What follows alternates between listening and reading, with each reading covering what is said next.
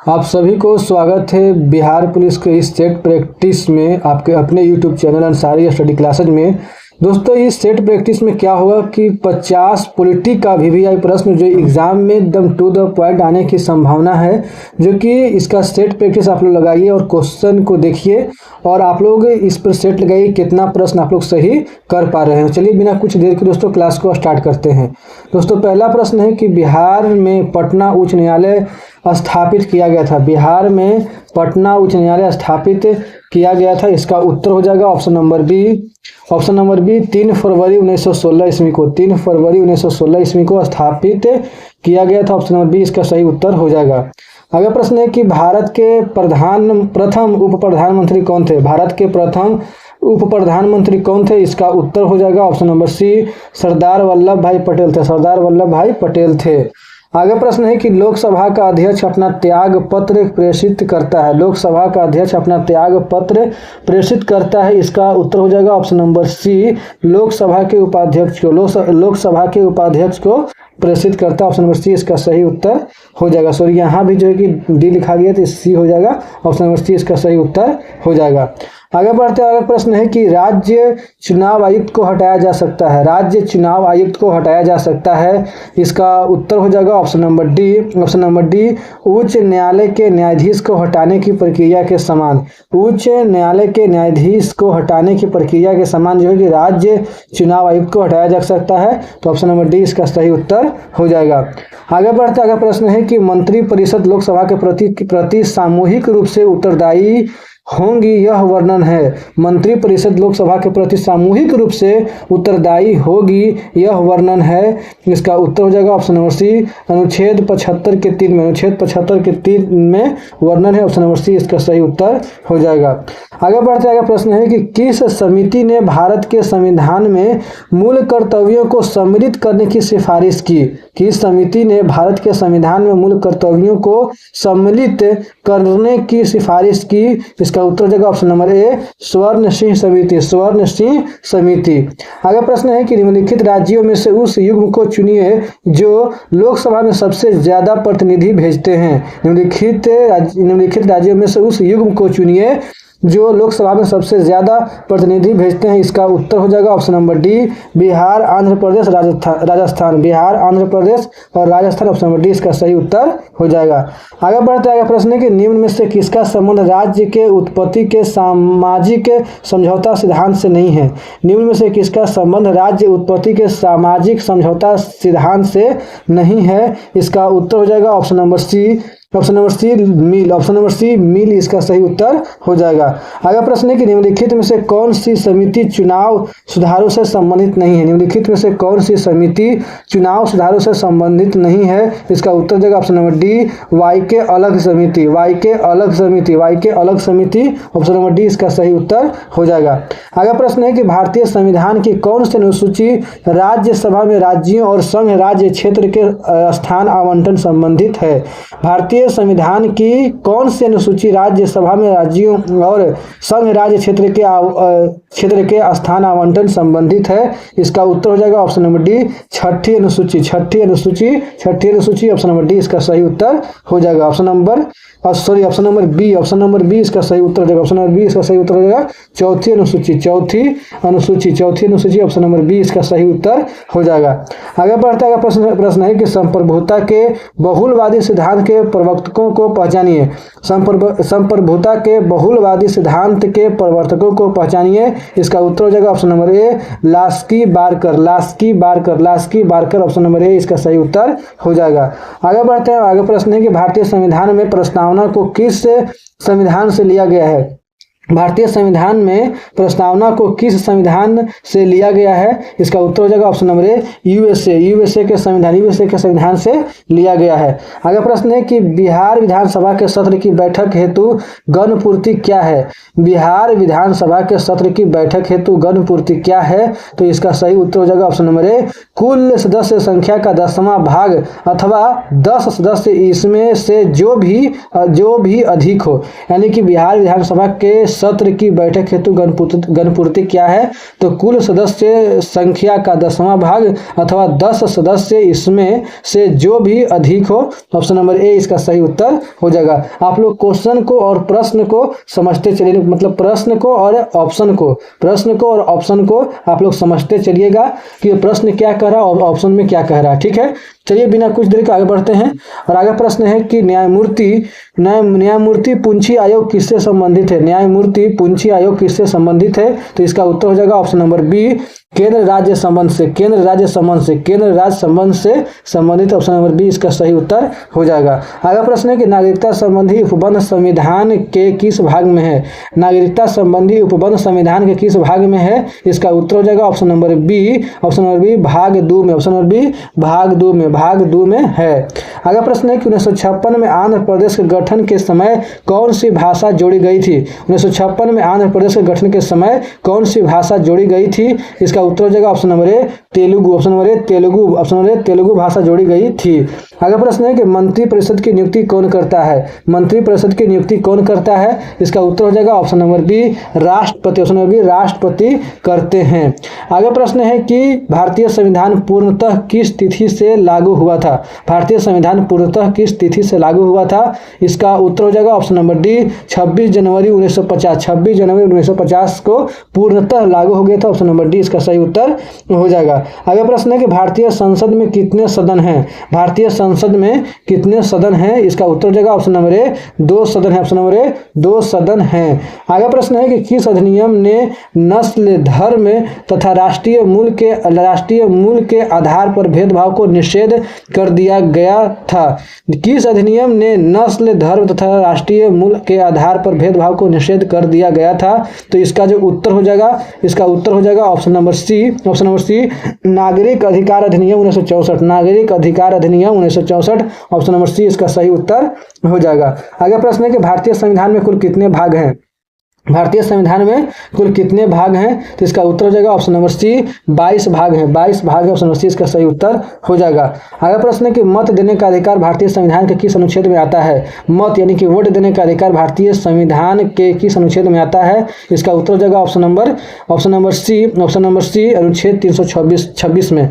अनुच्छेद 326 option C इसका सही उत्तर हो जाएगा। अगला प्रश्न है कि डाक संशोधन विधेयक में पॉकेट वीटो का प्रयोग किस राष्ट्रपति ने किया था?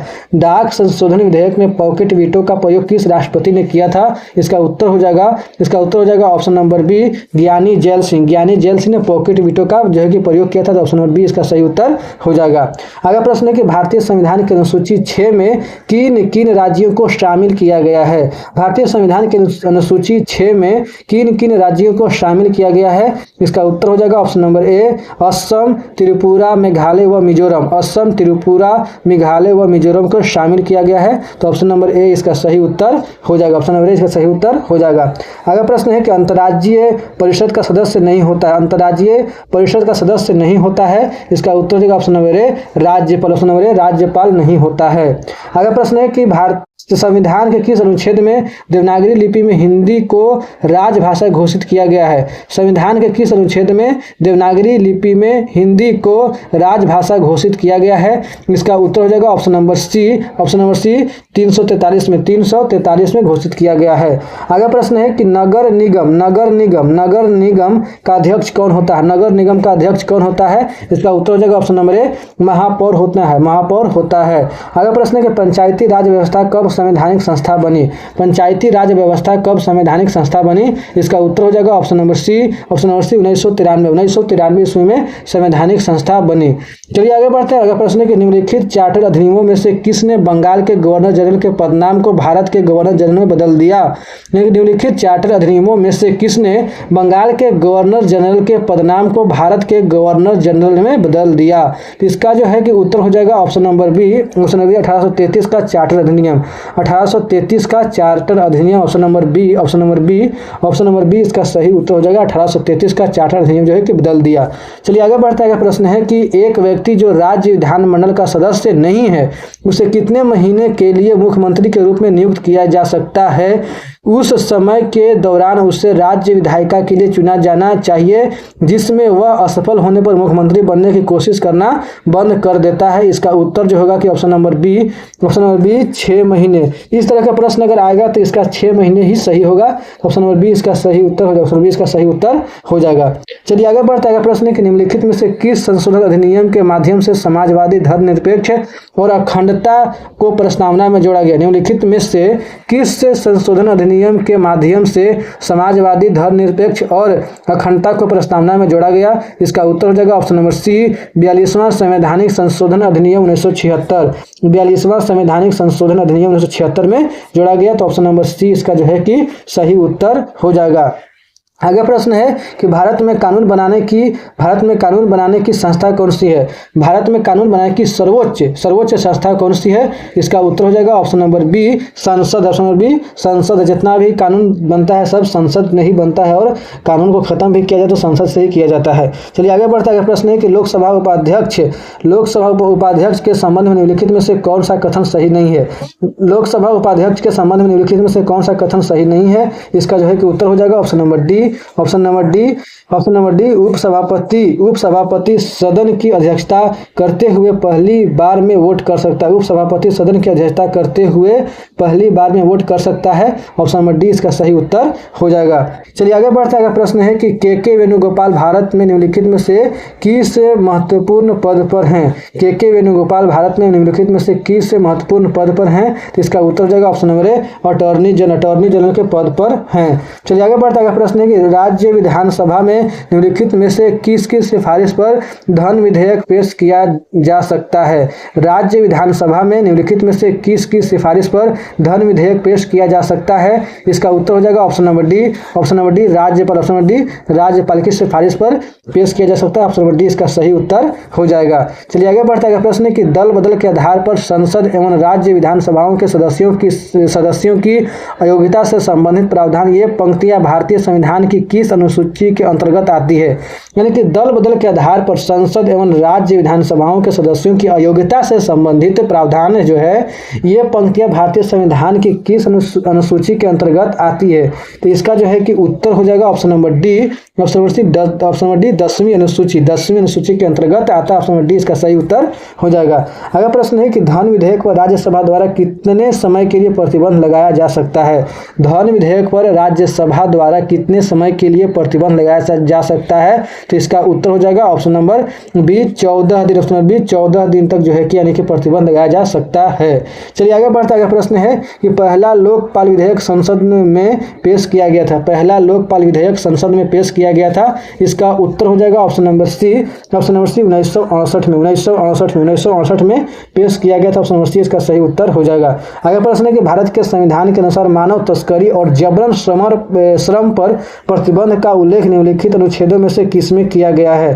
भारत के संविधान के अनुसार मानव तस्करी और जबरन श्रम पर प्रतिबंध का उल्लेख निम्नलिखित अनुच्छेदों में से किसमें किया गया है? तो इसका जो है कि उत्तर हो जाएगा ऑप्शन नंबर ए, अनुच्छेद 23 में किया गया। ऑप्शन नंबर ए इसका सही उत्तर हो जाएगा। अगला प्रश्न है कि भारत में संघीय न्यायालय की स्थापना किस अधिनियम या रिपोर्ट के द्वारा की गई है? भारत में संघीय न्यायालय की स्थापना किस रिपोर्ट के द्वारा की गई है? इसका उत्तर हो जाएगा option number D, option number D Bharat सरकार अधिनियम 1935। भारत सरकार अधिनियम 1935 ऑप्शन नंबर डी इसका सही उत्तर हो जाएगा। आगे प्रश्न है कि राष्ट्रपति की अध्यादेश पारित करने की शक्ति वर्णित है। राष्ट्रपति की अध्यादेश पारित करने की शक्ति वर्णित है। इसका उत्तर हो जाएगा ऑप्शन नंबर ए, अनुच्छेद 123 में वर्णित है। आगे बढ़ते हैं। अगला प्रश्न के निम्नलिखित में से कौन सी समिति मौलिक कर्तव्यों से संबंधित है? निम्नलिखित में से कौन सी समिति मौलिक कर्तव्यों से संबंधित है? इसका उत्तर हो जाएगा ऑप्शन नंबर डी, स्वर्ण Singh committee. Option number D इसका सही उत्तर हो जाएगा। अगला प्रश्न है कि फजल अली आयोग संबंधित है। फजल अली आयोग संबंधित है। इसका उत्तर हो जाएगा ऑप्शन नंबर डी, राज्यों के पुनर्गठन से संबंधित है। अगला प्रश्न है कि 42वें संविधान संशोधन अधिनियम द्वारा कुछ विषयों को राज्य सूची से समवर्ती सूची में स्थानांतरित कर दिया गया था निम्न में से कौन उनमें से एक नहीं है। यानी कि 42वें संविधान संशोधन अधिनियम द्वारा कुछ विषयों को राज्य सूची से समवर्ती सूची में स्थानांतरित कर दिया गया था, निम्न में से कौन सा उनमें से एक नहीं है। तो जो है कि इसका जो उत्तर हो जाएगा ऑप्शन नंबर डी, वन स्थानीय सरकार संरक्षण। वन स्थानीय सरकार संरक्षण जो है कि नहीं, ऑप्शन नंबर डी इसका सही उत्तर हो जाएगा। चलिए आगे बढ़ते हैं और आगे प्रश्न है कि वेबर के अनुसार निम्न में से कौन सा पारंपरिक अधिकार का स्रोत है। वेबर के अनुसार निम्न में से कौन सा पारंपरिक अधिकार का स्रोत है। तो इसका उत्तर हो जाएगा ऑप्शन नंबर ए, प्रथा। ऑप्शन नंबर ए, प्रथा। ऑप्शन नंबर ए, प्रथा। आगे प्रश्न है कि भारत को संसदीय प्रणाली में शून्य काल का आश्रय क्या है। भारत को संसदीय प्रणाली में शून्य काल का आश्रय क्या है। तो जो है कि इसका जो उत्तर हो जाएगा ऑप्शन नंबर ए। ऑप्शन नंबर ए, वह ठीक समय जब प्रश्न काल समाप्त होता है। वह ठीक समय जब प्रश्न काल समाप्त होता है। देखिए प्रश्न देखिए क्या कहता है कि भारत को संसदीय प्रणाली में शून्य काल का आश्रय क्या है। तो वह ठीक समय जब प्रश्न काल समाप्त होता है। तो ऑप्शन नंबर ए जो है कि इसका सही उत्तर हो जाएगा। ऑप्शन नंबर ए इसका सही उत्तर हो जाएगा। अगला प्रश्न है कि हाल ही में किस राज्य में भारत के सर्वोच्च ऊंचाई में हर्बल पार्क का उद्घाटन किया गया। हाल ही में किस राज्य में भारत के सर्वोच्च ऊंचाई में हर्बल पार्क का उद्घाटन किया गया है। इसका उत्तर हो जाएगा option number C, Uttarakhand. Option number C, Uttarakhand. Option number C, Uttarakhand में किया गया है। अगला प्रश्न है कि भारत के केंद्रीय सतर्कता आयोग का मुख्य कार्य है।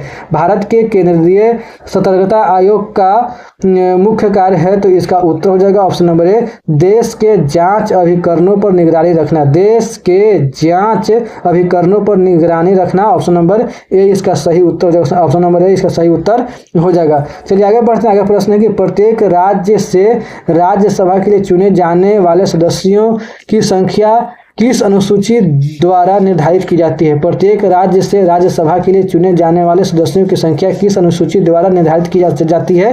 तो इसका उत्तर हो जाएगा option number B. Option number B, चौथी अनुसूची द्वारा जो है कि निर्धारित की जाती है। ऑप्शन नंबर बी इसका सही उत्तर हो जाएगा। अगला प्रश्न है कि किस संवैधानिक संशोधन अधिनियम के द्वारा राष्ट्रपति के लिए संवैधानिक संशोधन विधेयक पर सहमति देना अनिवार्य किया गया।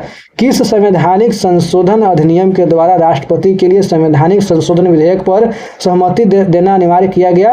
तो इसका उत्तर हो जाएगा ऑप्शन नंबर ए, 24वें। ऑप्शन नंबर ए इसका सही उत्तर हो जाएगा। तो ठीक है दोस्तों, उम्मीद करता हूं कि आप लोगों को मेरा वीडियो पसंद आया होगा। और दोस्तों अपना स्कोर जरूर कमेंट बॉक्स में बताइए कितना आप लोग इसमें सही कर पा रहे हैं। तो ठीक है दोस्तों, अगर वीडियो अच्छा लगे तो वीडियो को लाइक कीजिए, दोस्तों के साथ शेयर कीजिए। अगर चैनल पर नए हैं तो चैनल को सब्सक्राइब कीजिए।